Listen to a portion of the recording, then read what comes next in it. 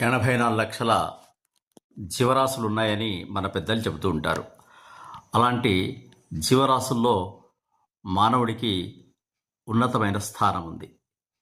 ఎందుకంటే ఆలోచించగలడు, మాట్లాడగలడు, నవ్వగలడు, ఇతరుల అభిప్రాయాలను తెలుసుకొనగలడు, తను అనుకున్నది కాక వేరేది కూడా చెప్పగలడు.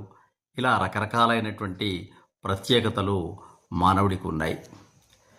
కానీ వీటన్నింటిలో కూడా ఒక ప్రత్యేకమైన స్థానం ఇంకొకటి ఉంది.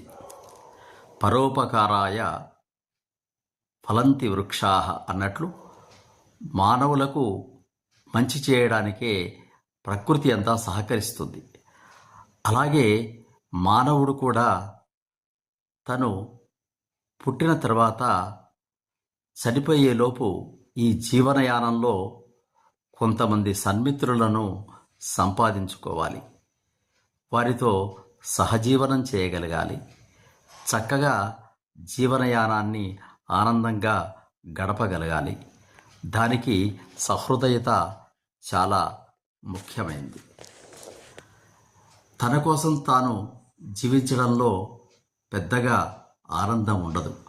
పరుల కోసం పాటుపడని నరుడి బ్రతుకు దేనికని అని సినారే గారు ఒక ప్రపంచ పదిలో తెలియచేశాడు. కాబట్టి మనం ఇతరుల యొక్క హృదయంలో స్థానాన్ని సంపాదించుకోగలిగితే అంతకంటే జీవన పరమార్థం ఏముంటుంది చెప్పండి.